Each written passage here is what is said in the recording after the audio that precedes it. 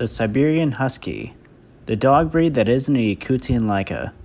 I recently found out that someone I unfortunately know had a Siberian Husky puppy dumped on them, and they don't seem to be the best person to own one. So today I want to discuss the Siberian Husky's history, some facts, and how to care for one. Unlike the breeds that I made a whole episodes for in previous videos, the Siberian Husky wasn't developed from already existing dog breeds. Like the Alaskan Malamute, Samoyed, and probably Yakutian Laika, the Siberian Husky is one of the most ancient dog breeds and is more closely related to wolves than many other dog breeds. They were developed in Siberia by the semi-nomadic Kukchi people. I'm sorry if I said that wrong, I've heard multiple pronunciations, as endurance sled dogs capable of hauling light loads quickly. So that explains the Siberian part of their name. But what about the Husky part? The word husky began being used in the 1700s to describe the pre-Columbian dwellers of the Arctic areas, like the word similar to the word Eskimo. They started to be known as the dog of the Huskies, and eventually the name Husky just kind of stuck to the dogs, similar to how the name Skid stuck to my friend Andrew in high school.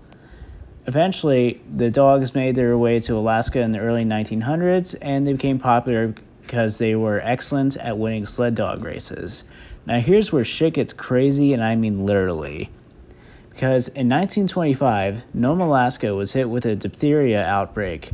Diphtheria can cause difficulty breathing, some bluish skin coloration, smelly blood-stained nasal discharge, and swelling lymph nodes.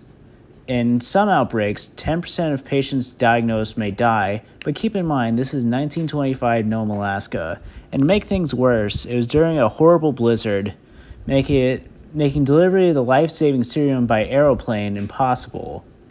They delivered the serum as close as they could without getting caught up in the storm, 674 miles away.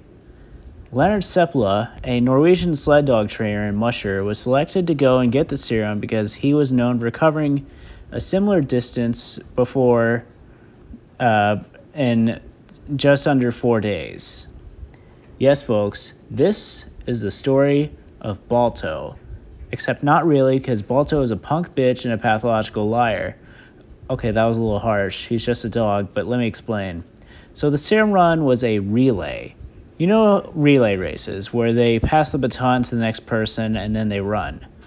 In this situation, the runners are 150 dogs divided amongst 20 mushers, and the baton is the life-saving serum for diphtheria. In New York, there is a statue honoring Balto as a hero because his team made the delivery. But the lower states get the misconception that Balto was the MVP when it was actually a dog named Togo. You see, most of the teams ran an average of 31.5 miles, but Balto's having run 55 miles. Togo and his team ran 260 miles. And to make it even more amazing, Togo was 12 at the time. And they took a shortcut across the Norton Sound, which was a inlet of the Bering Sea and was frozen over at the time. So when they got to the shore, the ice floe they were standing on was too far from the land. Seppala attached a single lead to Togo with an anchor and tossed him to shore where he could pull the ice floe closer to the shore.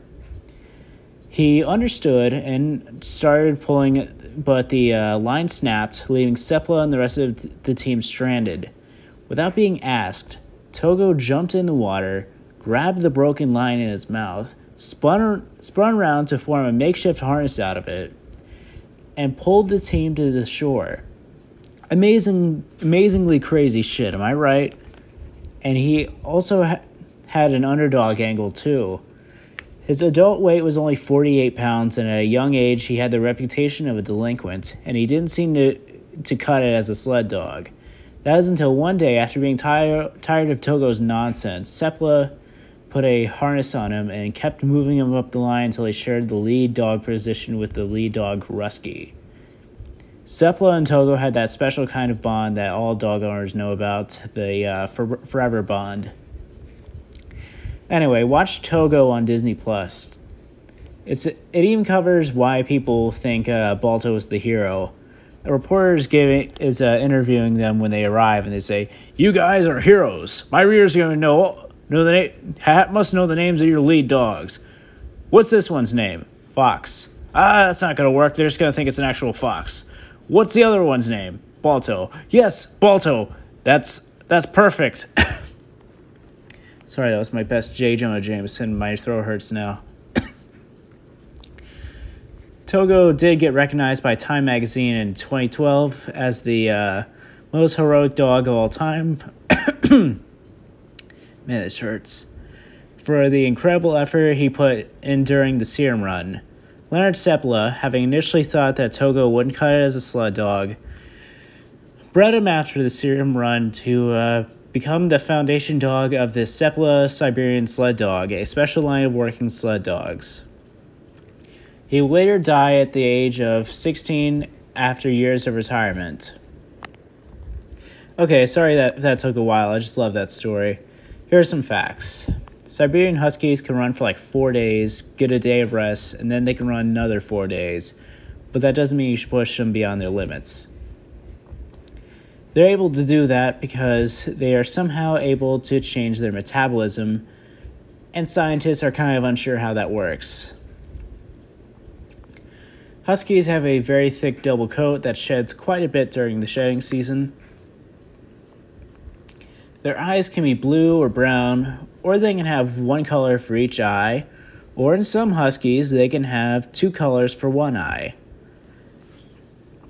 Their coats are usually white with gray or brown or black. They can also be solid colors, which means the color covers the whole body, kind of like how it is on a Labrador. They also have a special pattern called agouti, which is like a wild coat color that is sometimes called wolf sable. Wolves also come in this color, but you can tell the difference because Huskies are a lot smaller and they have blue eyes. Males are 21 to 23.5 inches at the withers and weigh 45 to 60 pounds.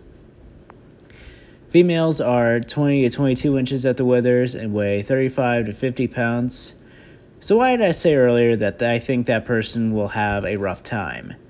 Huskies need a ton of exercise in the form of a long walk or run, probably twice a day. If not properly exercised, they will dig, howl excessively, and do other destructive things, such as eating your couch. To convince a husky to be calm and easy to live with without any exercise is like convincing a hummingbird not to fly.